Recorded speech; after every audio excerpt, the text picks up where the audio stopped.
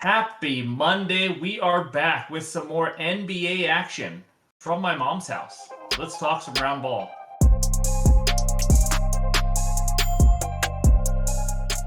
What's going on, everyone? Welcome back in to another episode for Just a Bet Outside. I am your host, Steven, and you see it, baby. That's right. I am not in my own house. If you didn't watch the NFL video, my power has been out since Saturday night. So I've been over here at my mom's house using her Wi-Fi and getting these videos out for you. So just bear with us on the clarity and the sound and everything. It's awful, but just want to make sure I got a video out to you guys. But quick reminder, that Monday Night Football Best Bets video is out now, so be sure to check it out. It was a solid 8-2 Sunday in the NFL. Hopefully we can keep it rolling there. But of course, any graphics you see in this video, they are from OUTLIER, the best betting research tool on the market today. Click that link below in the description. You get a 7-day free trial. So let's get it rolling with a little dad joke here. So here we go. I went to the beekeeper to get 12 bees. He counted them up and gave me 13. I said, "Sir, you gave me one extra." He said, "That's a freebie." In this video, we're going to recap the weekend. As you guys know, we don't have research help yet, but we will get into the positional stats and all that stuff like we usually do as we get more data. And then I'll give you my 2 best bets right now, and then a couple leans, and then we'll finish it with the recap. So hit that like button if you haven't already. Leave a comment below to help this channel continue to grow. If you're new to the channel, you know what to do. Hit that subscribe button. Come join this awesome community we have here as we talk MLB, NBA, and NFL all year round. And by the way, there is no World Series video. I mentioned the NFL video. I'm just lucky to get these 2 videos in. So if I have any bets, I'll be sure to drop it in the usual places. But let's get it rolling. And that means it's recap time. All right, here is the weekend recap. I'm not going to lie, Friday was awful. All the bad variants that could happen, it happened. Raptors money line just went, they were in the game the whole time, and they went ice cold at the end of the game.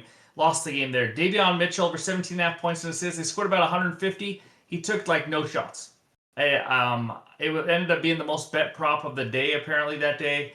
I don't know what to tell you. He just all of a sudden didn't shoot, and everybody else scored a million points. And then we got Jaylen Brown over 11.5 RAs. Bad read. This guy's just not getting many rebounds and assists. The potentials are there in some games, but it just wasn't there. Anthony Davis was our winner, and it should have been a 2-3 day, to be honest with you, with a chance of 3-2. But overall, it should have been because Zion was under 40.5, and then it went to overtime. He had 2 free throws. They were down 1. What did he do? He screwed me. He made 1 of them, and they went to overtime. He could have made 2 and still would have stayed under. But anyways, that was a tough one. That's going to happen. But then Saturday, we turned it around. In fact, Saturday and Sunday, I love the reads. But Saturday, Mitchell over 12.5 points. He got the job done fairly easily for OKC. Mathurin 18-plus points. Trey Jones 5-plus dimes. That was a very easy winner there. And then Sunday, another 2-0 day of reads. Again, you're going to see a red X. Kaishan George over 24.5 PRAs. I would take this bet 100 out of 100 times. He ended with 19 PRAs in 24 minutes. Why? He got 1 foul every 4 minutes.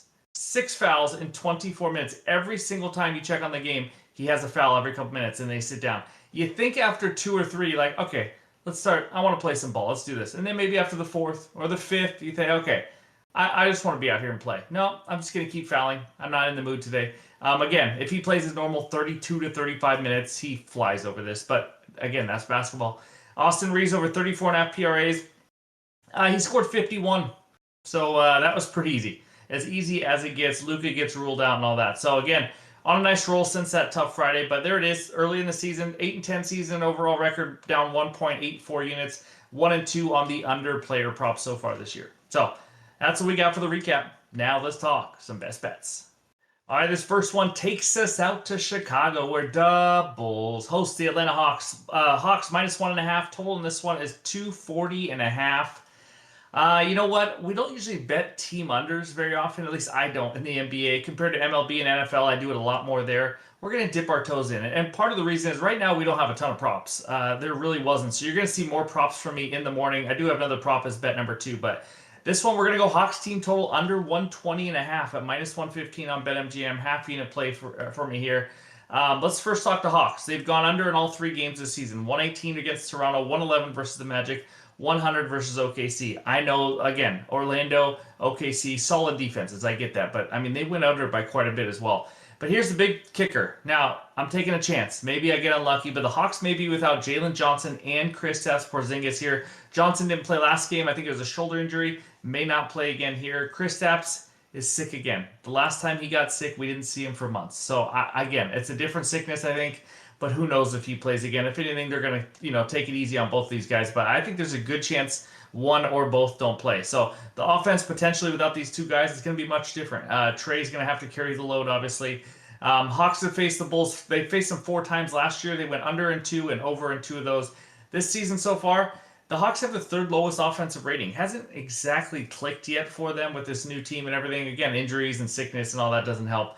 But they've been average in pace, so nothing crazy. And I know some of that's because they played the Magic and the Thunder and all that, but they're facing the Bulls defense. And listen, it's early. I'm not sitting here and saying the Bulls are some great defense, but they're the #1 defensive rating in the NBA. It's through a humongous 2 games.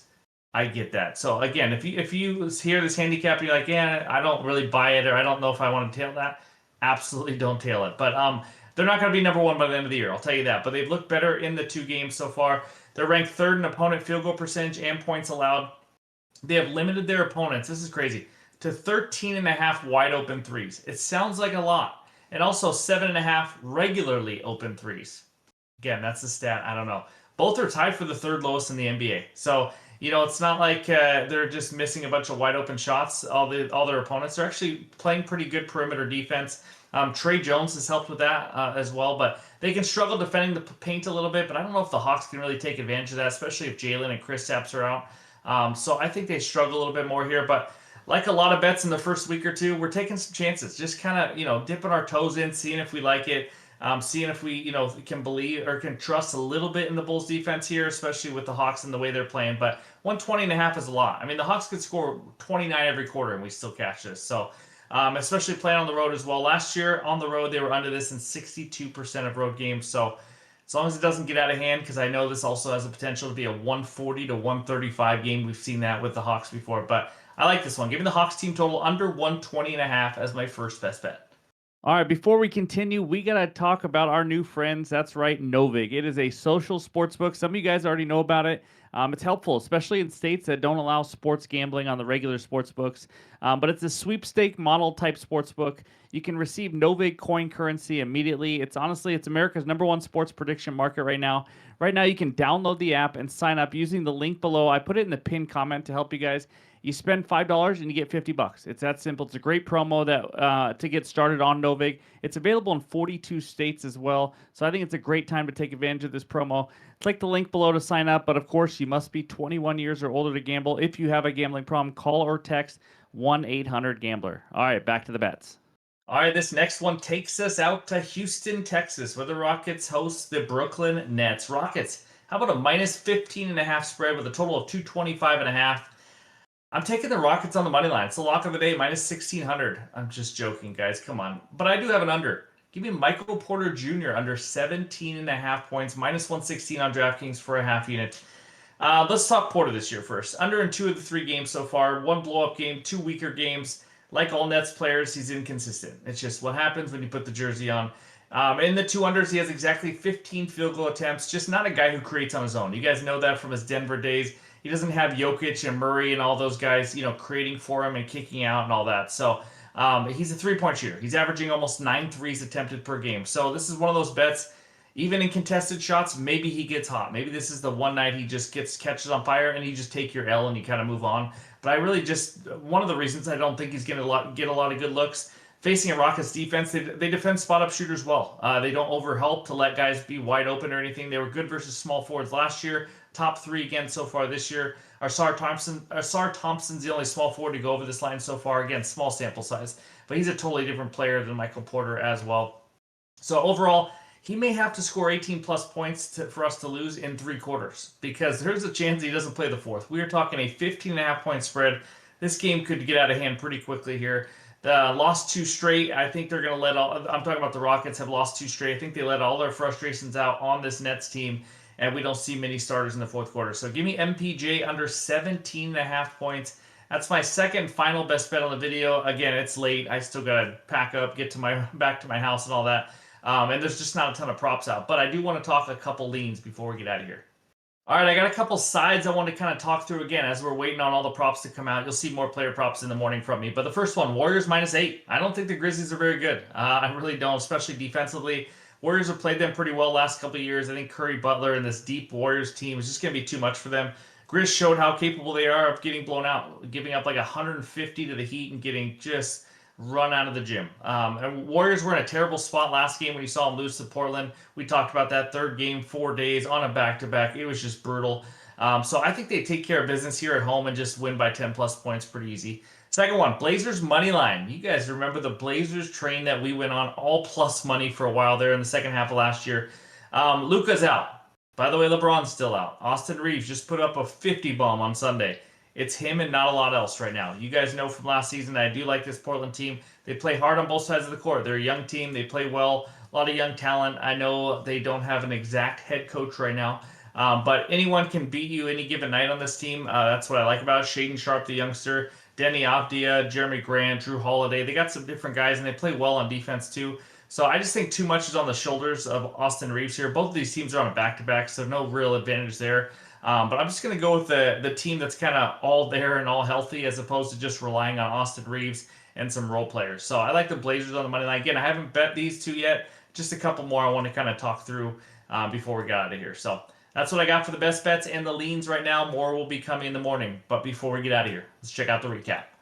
All right, there it is. The two best bets so far. Hawks team total under 120.5 at minus 115 for a half unit. And Michael Porter Jr. under 17.5 points, minus 116 for a half unit. Again, weird day, weird night for me here, and not a ton of props are out, so we're just going to go two bets, not force too much the night before. But all the added plays will be in the pinned comments below on the website, justabetoutside.com, X, Discord.